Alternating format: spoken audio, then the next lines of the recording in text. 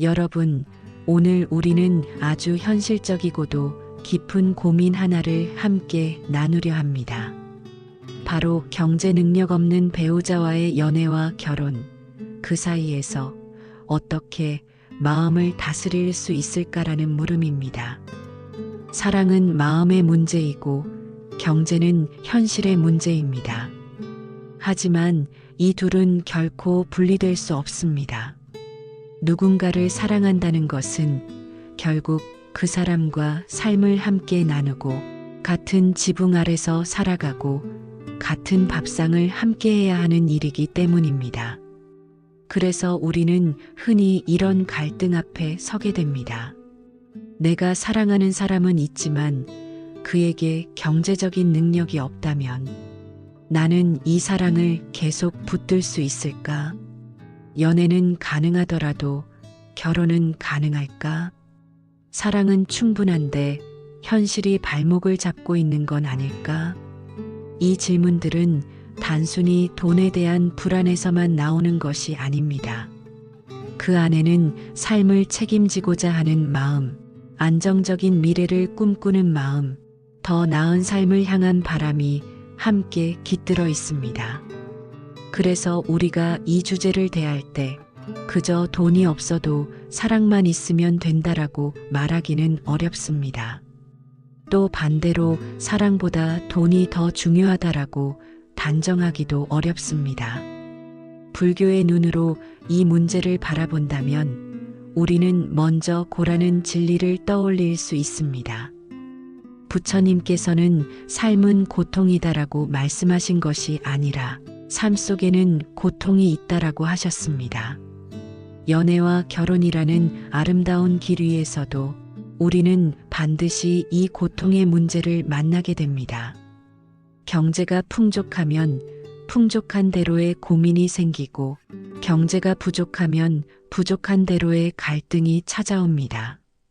즉, 고통의 본질은 돈이 있느냐 없느냐가 아니라 그 상황을 바라보는 내 마음의 태도에서 비롯된다는 것이지요. 사람들은 흔히 말합니다. 사랑만으로는 살 수 없다. 맞습니다. 사랑만으로는 밥을 먹을 수 없고 아이를 키울 수도 없습니다. 그런데 여기서 우리가 주목해야 할 것은 그렇다고 해서 돈만으로도 살 수 없다는 사실입니다. 돈은 삶을 지탱해주지만 마음을 지탱해주지는 못합니다. 돈은 집을 살 수 있지만 가정을 만들지는 못합니다. 돈은 시간을 살 수 있지만 그 시간 안에 담긴 사랑은 돈으로 채울 수 없습니다. 따라서 우리는 이 두 가지, 즉 사랑과 경제 사이에서 늘 줄타기를 하듯 살아가야 합니다. 그리고 바로 그 줄타기에서 오는 불안과 괴리감이 오늘 우리가 함께 풀어가야 할 주제입니다. 여러분, 혹시 이런 경험을 해보신 적이 있으신가요? 사랑하는 사람과 함께 있을 때는 참 행복한데 그 사람의 경제적 무능력이나 불안정한 직업을 떠올리면 마음이 무거워지는 순간 말입니다. 처음에는 그저 괜찮아, 내가 함께하면 되지라는 마음으로 시작하지만 시간이 지나면서 현실이 조금씩 더 무겁게 다가옵니다. 이 사람과 결혼해도 될까? 내 미래는 괜찮을까? 아이를 낳으면 어떻게 키울 수 있을까? 이 질문들은 결코 가벼운 고민이 아닙니다. 우리가 삶을 책임지고 싶어 하는 만큼 깊은 곳에서 올라오는 두려움의 목소리이기 때문입니다. 불교에서는 이런 괴리와 불안을 집착과 비교에서 비롯된 마음이라고 설명합니다. 우리가 배우자에게 경제력을 기대하는 것은 당연한 일입니다. 하지만 그 기대가 커질수록 현실과의 차이는 곧바로 불만이 되고 원망이 되고 때로는 좌절이 됩니다. 남들은 저렇게 잘 사는데 왜 우리는 이럴까? 내 친구의 남편은, 내 친구의 아내는 우리와는 다르구나. 이런 비교의 마음이 들어올 때 우리는 불행의 길로 들어서게 됩니다. 부처님께서는 비교하지 말라고 말씀하신 적은 없습니다. 다만 비교의 마음을 일으킬 때 생기는 괴로움의 본질을 보라고 하셨습니다. 그 비교 속에 들어있는 것은 결국 나의 욕망, 나의 두려움, 나의 불안이지요. 그렇다면 우리는 어떻게 해야 할까요? 경제 능력이 없는 배우자와의 관계 속에서 사랑을 지켜내고 동시에 내 마음도 지켜낼 수 있는 방법은 무엇일까요? 그 답은 먼저 나의 고통의 근원을 바라보는 것에서 시작합니다. 우리가 힘들어하는 이유는 단지 상대가 돈이 없어서가 아닙니다.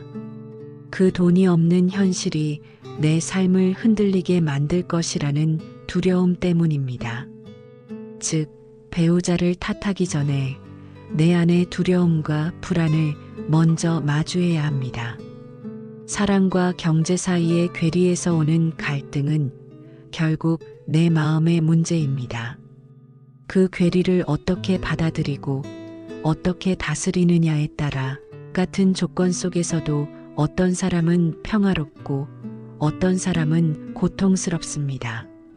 마치 같은 바람이 불어와도 누군가는 그 바람을 시원한 바람으로 느끼고 누군가는 차갑고 매서운 바람으로 느끼는 것과 같습니다. 조건은 같지만 그것을 해석하는 내 마음이 다르기 때문입니다. 우리는 사랑과 경제, 그 사이에서 우리가 겪는 괴리와 불안을 있는 그대로 바라보았습니다. 그리고 그것이 단순히 현실의 문제가 아니라 내 마음의 문제와 깊이 연결되어 있음을 확인했습니다. 이제 이 인연을 불교의 지혜로 바라보며 왜 하필 나에게 이런 배우자가 인연이 되었을까라는 질문을 함께 풀어보려 합니다. 사람들은 종종 이렇게 말합니다. 결혼은 복이다. 사람 잘 만나야 한다. 배우자 복이 없으면 인생이 힘들다. 어쩌면 이 말 속에는 진실이 담겨 있을지도 모릅니다. 배우자는 우리의 삶에 가장 큰 영향을 미치는 존재이니까요. 그렇다면 나는 왜 지금의 이 사람을 만나게 되었을까요? 그 만남은 단순한 우연일까요? 아니면 필연일까요? 불교에서는 이 만남을 인연이라고 설명합니다. 인연이란 단순한 운명이 아니라 수많은 조건이 서로 얽혀 이루어진 만남을 뜻합니다. 부처님께서는 이렇게 말씀하셨습니다. 이것이 있으므로 저것이 있고 이것이 없으므로 저것이 없다. 이를 우리는 연기라 부릅니다. 즉, 내가 지금 이 사람을 만나고 사랑하고 결혼까지 생각하게 된 것은 단순히 어느 날의 우연한 만남 때문이 아니라 내 삶의 과거와 현재, 그리고 상대의 삶의 모든 조건이 이어져 만들어낸 결과라는 것이지요. 여기에는 업의 개념이 함께 들어갑니다. 업이란 단순히 전생의 죄 같은 개념이 아닙니다. 업은 내가 지어온 행위와 습관, 그리고 그 결과가 이어져 만들어진 흐름을 뜻합니다. 내가 어떤 마음으로 살아왔는가, 어떤 선택을 반복해왔는가, 어떤 관계를 맺으며 살아왔는가, 그 모든 것이 업이 되어 내 삶의 방향을 결정짓습니다. 그리고 그 업은 결국 내가 만나는 사람, 나를 둘러싼 환경, 내 삶의 조건으로 드러납니다. 여러분, 혹시 이런 생각을 해보신 적이 있나요?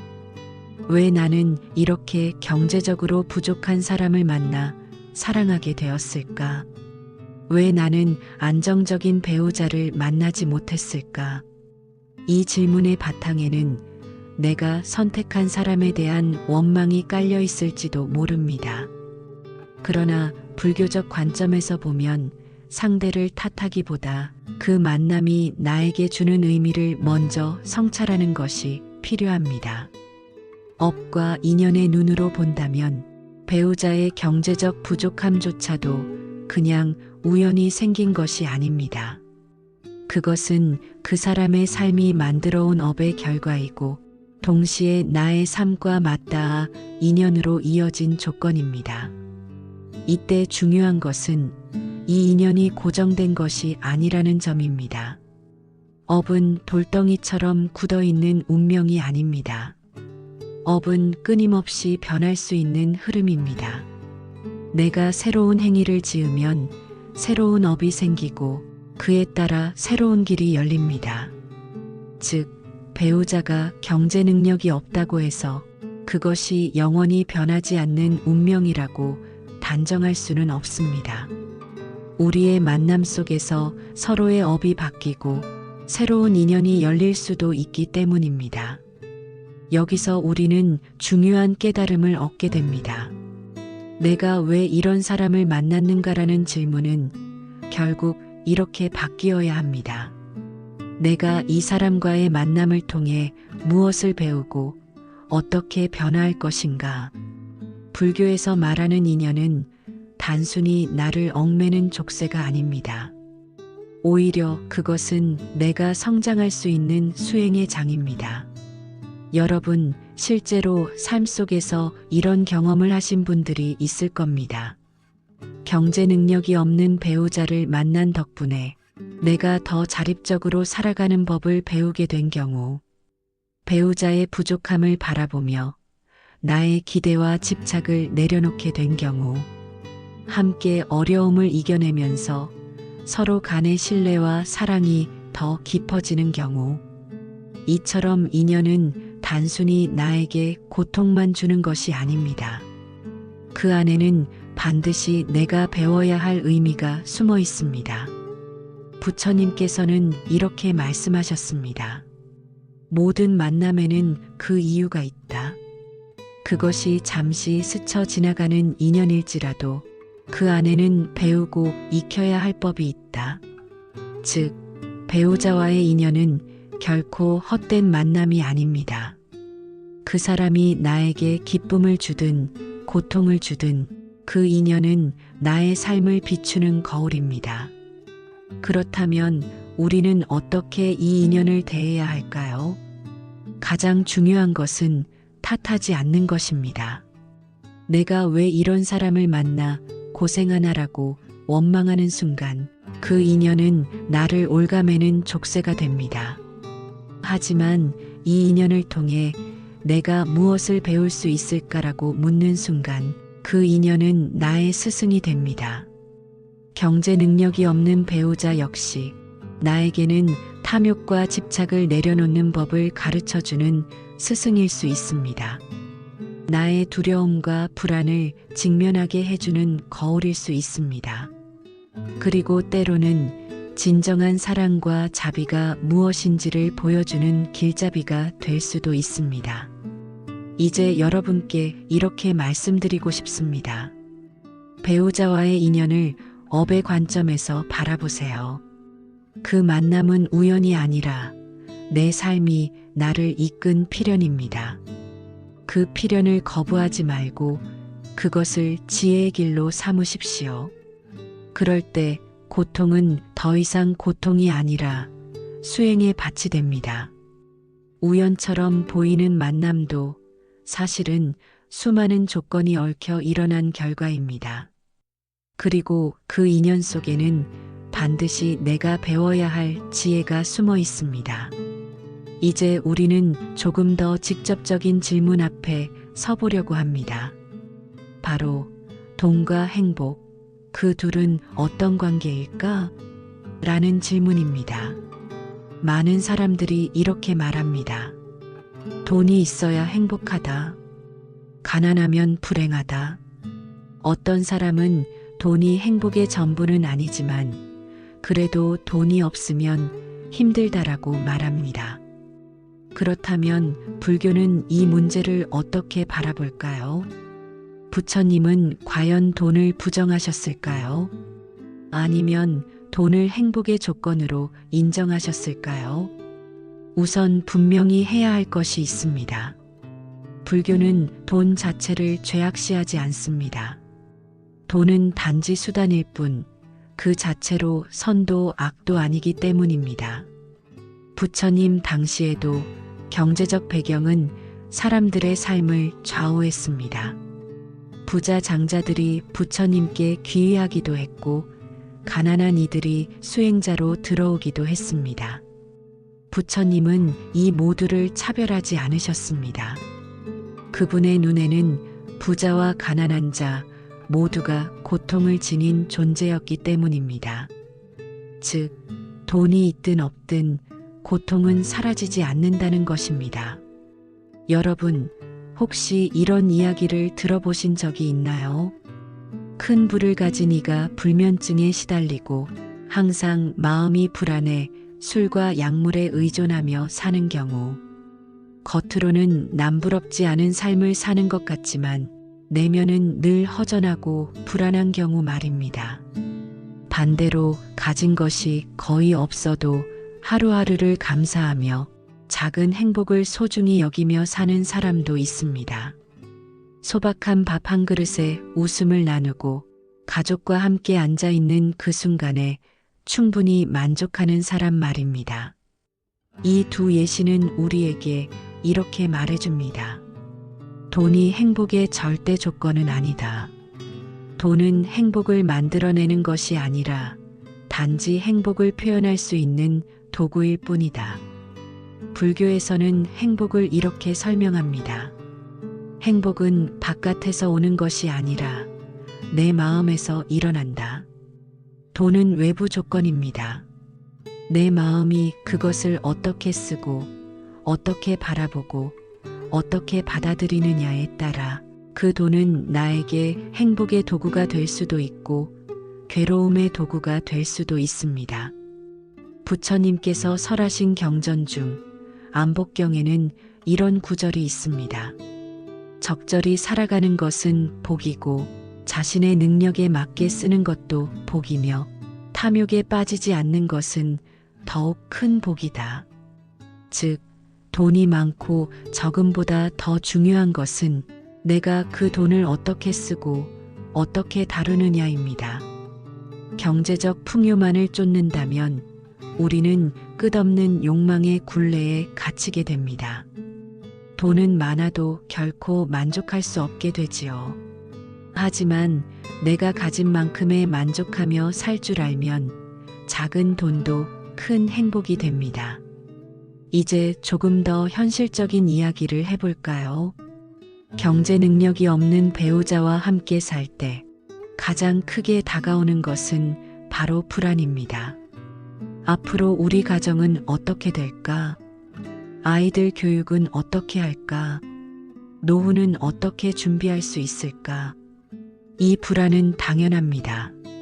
그러나 여기서 우리가 깊이 살펴야 할 것은 그 불안이 반드시 경제적 결핍 때문만은 아니라는 점입니다. 같은 상황에서도 어떤 사람은 크게 불안해하고 어떤 사람은 담담히 받아들입니다. 왜일까요? 그 차이는 바로 마음의 태도에서 비롯됩니다. 불교에서는 이 마음의 태도를 탐욕과 집착의 문제로 설명합니다. 내가 가진 것에 만족하지 못하고 항상 더 많은 것을 원하고 남과 비교하며 불안해하는 마음, 그것이 바로 괴로움의 뿌리입니다. 경제 능력이 부족한 배우자를 탓하는 것도 사실은 그 마음의 그림자일 수 있습니다.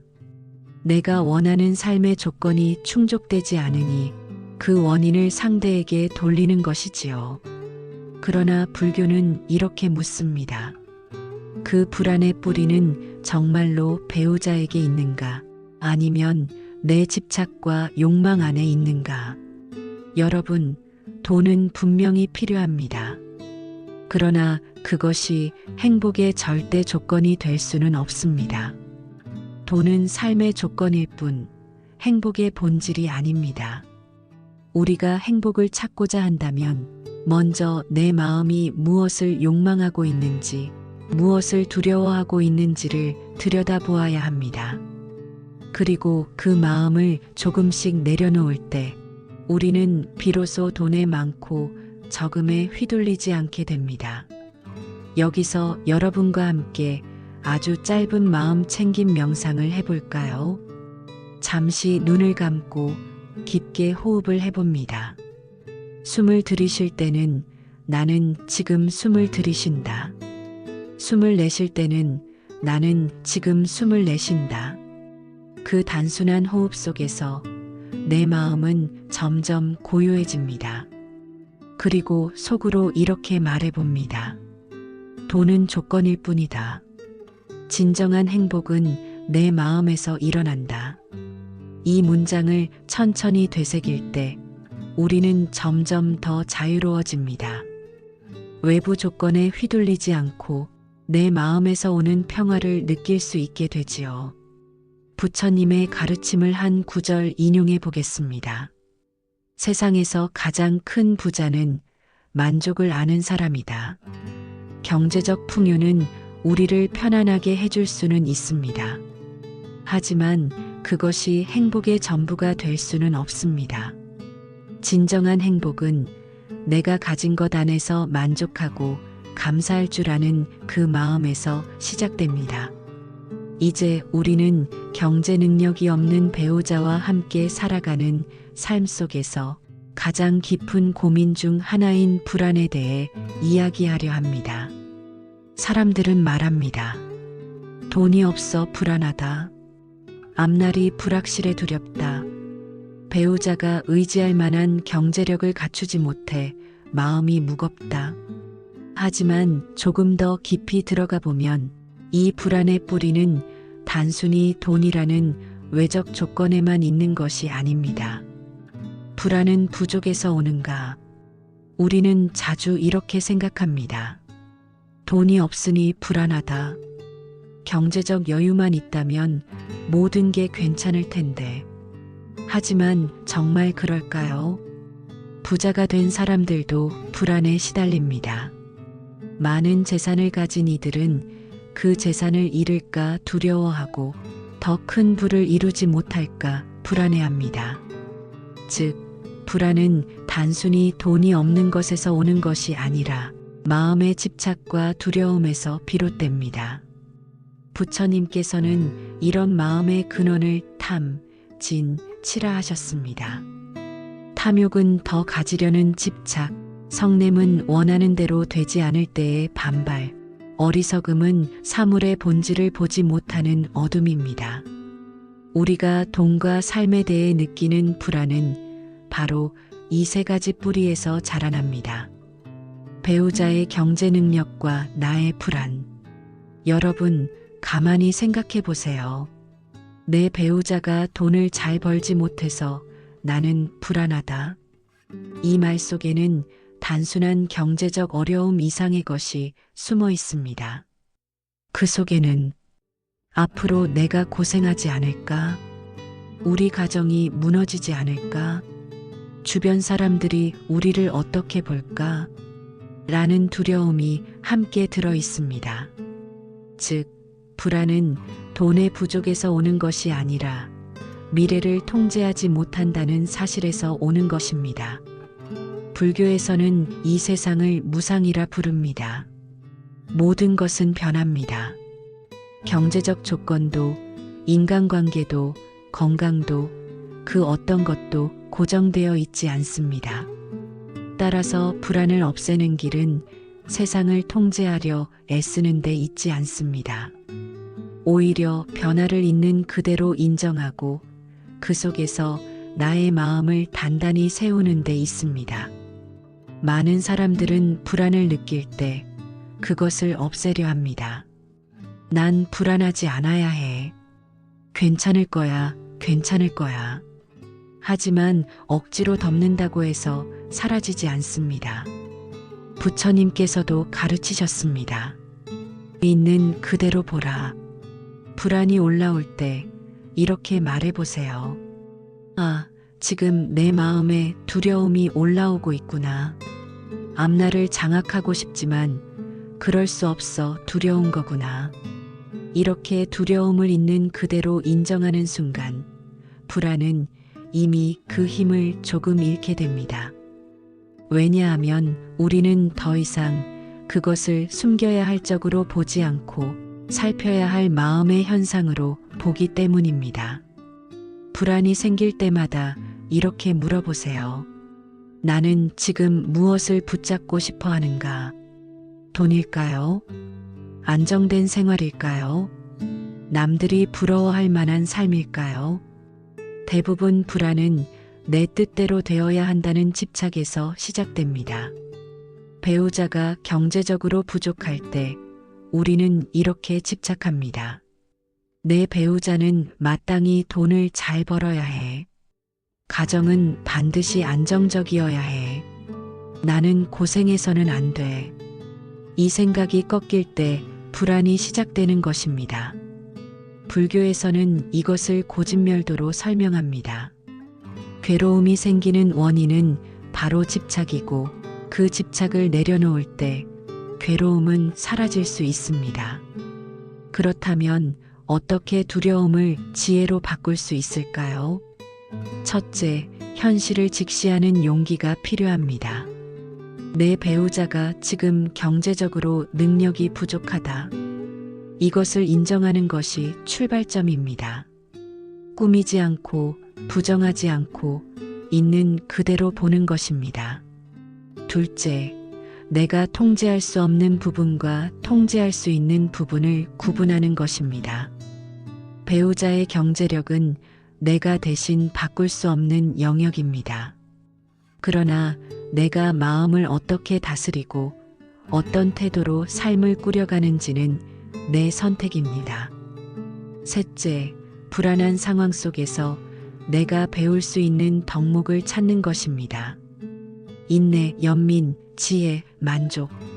불안이 우리를 괴롭히지만 동시에 우리를 성숙하게 만드는 스승이 될 수도 있습니다. 잠시 눈을 감고 가볍게 숨을 들이마셔 보세요. 그리고 내쉬어 보세요. 숨을 들이마시며 속으로 말합니다. 나는 지금 불안을 느끼고 있다. 숨을 내쉬며 속으로 말합니다. 이 불안은 잠시 머물다 사라질 것이다. 이 간단한 호흡 관찰만으로도 우리는 불안을 적의 눈으로 보는 대신 친구처럼 바라볼 수 있습니다. 아, 너도 그냥 왔다 가는 손님이구나. 여러분, 기억하세요. 불안은 없어져야 할 적이 아니라 우리가 함께 살아가야 할 삶의 일부입니다. 배우자의 경제 능력이 부족할 때 우리는 불안해집니다. 하지만 그 불안은 우리를 괴롭히기만 하는 것이 아니라 우리 마음속의 집착을 비추고 내가 어디에 기대고 있었는지를 알려주는 거울이기도 합니다. 불안을 없애려 하지 말고 그 불안을 지혜로 바꾸어 보세요. 그럴 때 우리는 배우자와의 관계 속에서도 더 큰 평온을 얻을 수 있습니다. 우리는 지금까지 배우자의 경제적 부족으로 인한 불안과 두려움을 살펴보았습니다. 이번에는 조금 다른 관점에서 그 불안을 넘어서는 길에 대해 이야기해 보려 합니다. 그 길은 바로 사랑과 연대의 길입니다. 경제적 조건이 전부가 아닐 때 현대 사회는 자꾸만 이렇게 속삭입니다. 사랑은 경제력 위에서만 가능하다. 조건 없는 사랑은 허상이다. 배우자가 경제적으로 무능하다면 결국 무너질 것이다. 이런 목소리 속에서 우리는 흔들립니다. 과연 내가 옳은 선택을 한 걸까? 이 사랑은 언제까지 유지될 수 있을까? 하지만 불교의 가르침은 우리에게 다른 시각을 줍니다. 불교는 인간의 관계를 업과 인연의 만남으로 설명합니다. 우리가 지금 어떤 사람을 만나 함께 살아간다는 것은 단순한 조건의 선택이 아니라 과거와 현재의 인연이 엮여 나타난 소중한 만남입니다. 따라서 그 관계의 가치는 단순히 경제적 능력에만 있지 않습니다. 그 너머에는 마음의 교감, 자비, 함께 걷는 길의 의미가 있습니다. 여러분, 사랑의 본질이 무엇이라고 생각하시나요? 돈일까요? 외모일까요? 능력일까요? 부처님께서는 말씀하셨습니다. 진정한 사랑은 자비와 연민, 그리고 상대의 행복을 바라는 마음이다. 사랑은 거래가 아닙니다. 사랑은 조건부 계약이 아닙니다. 사랑은 내가 이만큼 주면 나도 이만큼 줄게라는 교환이 아닙니다. 진정한 사랑은 상대의 고통을 함께 짊어지고 기쁨을 함께 나누는 것입니다. 경제적 조건은 그 과정에서 하나의 요소일 수 있지만 결코 전부가 아닙니다. 배우자가 경제적으로 부족할 때 그것은 분명 삶의 무게가 됩니다. 생활비를 감당해야 하고 미래가 불투명할 수 있습니다. 하지만 그 무게를 혼자가 아니라 함께 짊어진다는 점에서 그 관계는 더욱 깊어질 수 있습니다. 여러분, 한번 생각해 보세요. 경제적으로 풍족하지만 마음은 서로 멀리 떨어진 관계와 경제적으로는 부족하지만 서로를 끌어안으며 함께 버텨내는 관계. 어느 쪽이 더 단단하고 오래 갈까요? 불교에서는 이것을 연대라 부를 수 있습니다. 같은 인연으로 맺어진 이들이 서로 끌어안고 함께 걸어간다는 뜻입니다. 경제 능력이 없는 배우자를 바라볼 때 우리는 흔히 비난의 눈을 가집니다. 왜 더 열심히 하지 않아? 왜 나를 힘들게 해? 하지만 시선을 바꿔 그 배우자를 연민의 눈으로 바라볼 수는 없을까요? 이 사람도 나처럼 괴로움을 겪고 있구나. 이 사람도 무능해서 그런 게 아니라 인연과 조건이 그리 흘러왔을 뿐이구나. 불교에서는 이것을 자비라 합니다. 자는 상대가 행복하기를 바라는 마음, 비는 상대의 고통을 덜어주고 싶어 하는 마음. 경제적 능력은 부족해도 자비로 이어진 관계는 오히려 더 깊은 힘을 가집니다. 우리가 불안을 줄이고 사랑을 지켜내는 길은 바로 조건을 넘어선 연대입니다. 나는 혼자가 아니다. 우리의 관계는 단순히 돈으로만 연결된 것이 아니다. 우리는 같은 인연을 짊어지고 걸어가는 동반자다. 이렇게 바라볼 때 관계는 거래가 아니라 수행의 길이 됩니다. 서로를 통해 더 큰 인내를 배우고 자비를 배우고 삶의 의미를 배우게 됩니다. 여러분, 이제부터 할 수 있는 작은 실천을 하나 제안드리고 싶습니다. 하루에 잠시라도 배우자와 함께 걸어보세요. 공원이라도 좋고 동네 골목이라도 좋습니다. 걸으면서 말해보세요.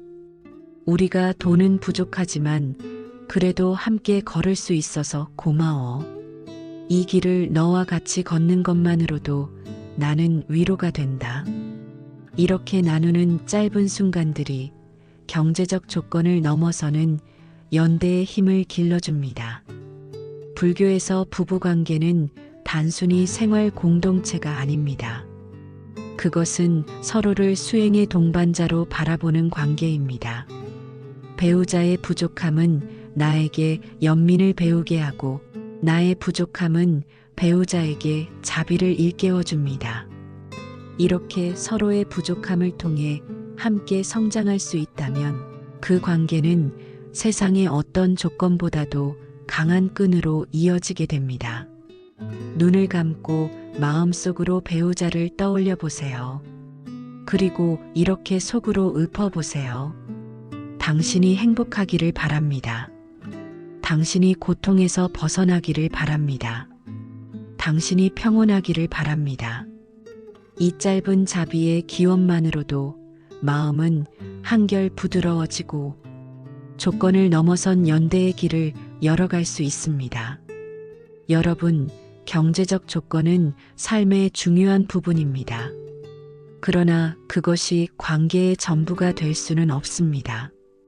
진정한 관계는 사랑과 연대 속에서 서로의 부족함을 껴안으며 같은 길을 걸어가는 과정 속에서 피어납니다. 오늘 이 시간을 통해 여러분이 배우자의 부족함 속에서도 조건을 넘어선 연대와 사랑의 길을 발견하시기를 바랍니다.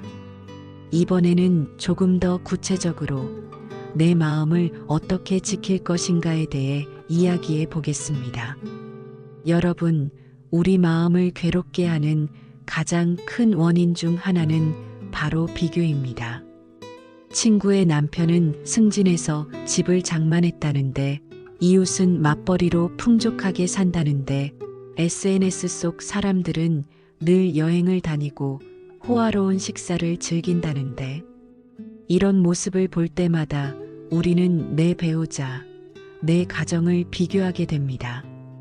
그리고 그 비교 속에서 부족함과 불안을 느끼지요. 부처님께서는 비교하는 마음을 가래와 연결해 설명하셨습니다. 남과 비교하는 순간 우리는 내가 가지지 못한 것에 대한 목마름에 사로잡히게 됩니다. 이 목마름은 끝이 없고 괴로움은 깊어집니다. 그렇다면 어떻게 해야 할까요? 불교에서는 이렇게 말합니다. 마음이 흔들리는 것은 바깥의 조건 때문이 아니라 그 조건을 바라보는 내 태도 때문이다. 즉, 불안을 줄이는 길은 외부 조건을 바꾸는 것이 아니라 내 마음의 주인으로 서는 것입니다.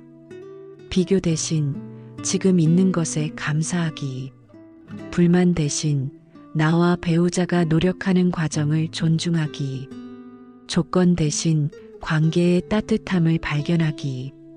이렇게 마음을 돌릴 때 우리는 외부 환경이 흔들려도 쉽게 무너지지 않습니다. 여러분, 불안을 내려놓는 것은 단번에 이루어지지 않습니다. 매일매일의 작은 연습이 필요합니다. 첫째, 호흡 관찰. 하루에 단 5분이라도 호흡을 바라보며 이렇게 마음을 다스려 보세요. 들이쉬며 나는 불안을 느끼고 있음을 알아차린다. 내쉬며 나는 지금 이 순간에 머문다. 이 간단한 호흡 수행만으로도 불안한 생각이 흘러가도록 놓아줄 수 있습니다. 둘째, 비교 멈추기. 비교하는 마음이 올라올 때 스스로에게 말해보세요. 그것은 그 사람의 인연이고 나는 나의 인연을 걷고 있다. 이 말 한마디가 비교의 불씨를 크게 줄여줍니다. 셋째, 작은 기쁨 찾기. 오늘 하루 배우자와 나눈 작은 대화, 함께한 식사, 그저 곁에 있다는 사실. 이 사소한 순간들을 의식적으로 마음에 새기세요. 그러면 부족함 대신 충분함을 느낄 수 있습니다. 많은 분들이 수행이라 하면 절에 가서 오랜 참선을 하거나 출가 수행자처럼 살아야 한다고 생각합니다. 하지만 부처님께서는 일상 자체가 수행의 장이라고 말씀하셨습니다. 배우자와 대화할 때 화를 내는 대신 자비의 말을 선택하는 것, 돈이 부족할 때 원망하는 대신 지혜롭게 살 길을 모색하는 것, 불안이 올라올 때 억누르지 않고 알아차리는 것. 이 모든 것이 곧 마음을 지키는 수행입니다.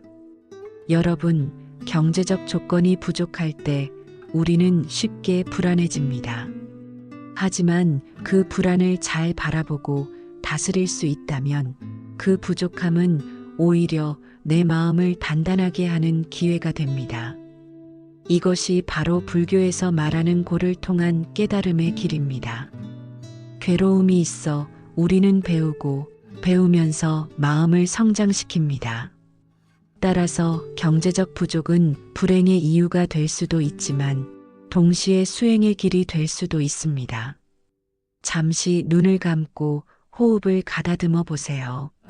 마음속에 떠오르는 비교의 장면을 하나 떠올려 보세요.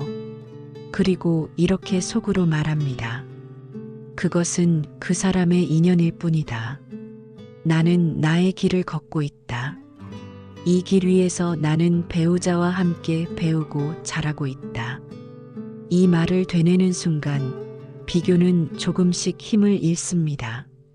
대신 내 삶의 고유한 가치가 다시 살아납니다. 마음을 지키는 수행은 거창하지 않습니다. 그것은 작은 불안 하나, 작은 비교 하나를 내려놓는 연습에서 시작됩니다. 오늘 하루 배우자와의 삶 속에서 불안이 올라오면 그 불안을 억누르지 말고 지켜보세요. 비교가 올라오면 그것이 인연의 차이일 뿐임을 떠올리세요.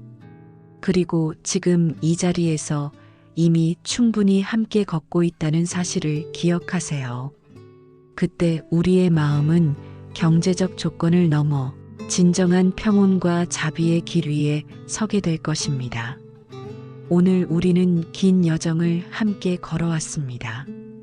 돈과 사랑, 행복과 불안, 인연과 비교, 그리고 마음을 지키는 수행까지. 그 끝에서 우리는 하나의 자리를 만나게 됩니다. 바로 조건을 넘어 지금 여기에 머무는 사랑이라는 자리입니다. 우리가 흔히 아는 사랑은 조건적입니다. 그 사람이 나에게 잘해주기 때문에 좋아한다. 내 삶에 도움이 되니까, 내 마음을 채워주니까 사랑한다. 하지만 부처님의 가르침에서 말하는 사랑, 자비는 조금 다릅니다. 그것은 조건을 넘어섭니다. 상대가 나를 어떻게 대하든, 세상이 나를 어떤 눈으로 보든 내 안에서 피어나는 따뜻한 마음은 스스로의 자유입니다. 조건적 사랑은 쉽게 흔들립니다. 상대가 기대에 미치지 못하면 내 마음은 실망하고 미움으로 바뀝니다. 그러나 무조건적 사랑은 다릅니다. 그 사랑은 바라지 않기 때문에 상처도 덜합니다. 그저 함께 있음만으로도 충분하기 때문에 더 깊고 오래 갑니다.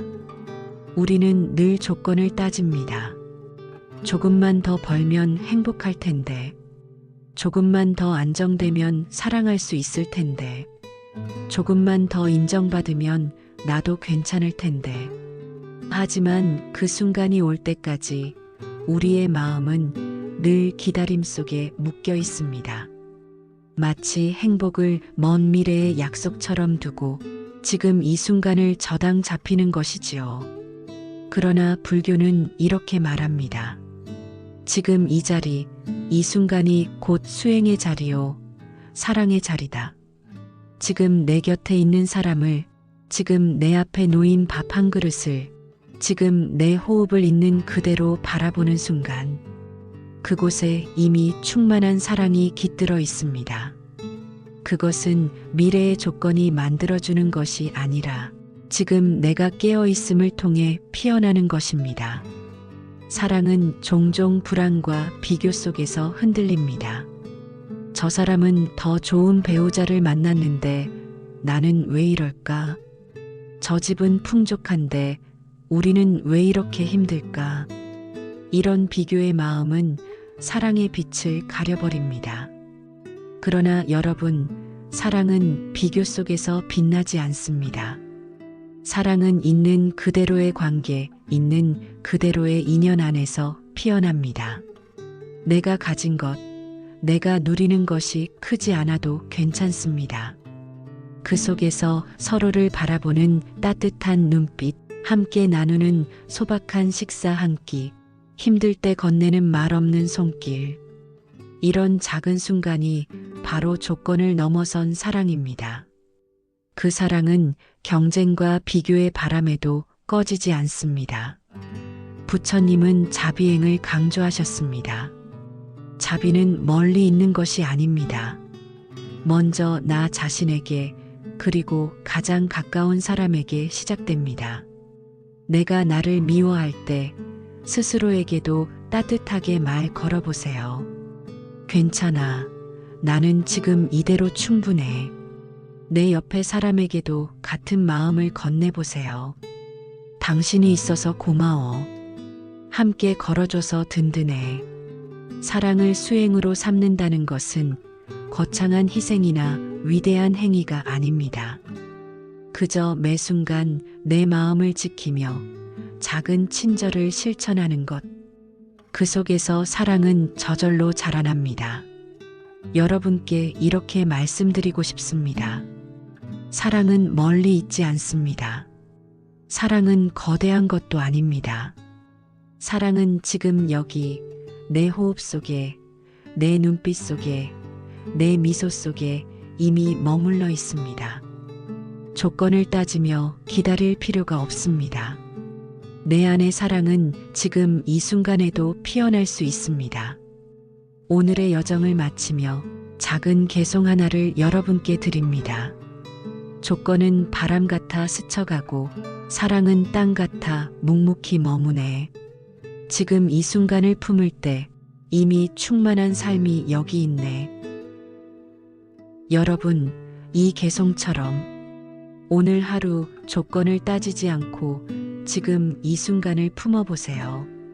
그 순간 사랑은 이미 여러분 곁에 있음을 알게 될 것입니다.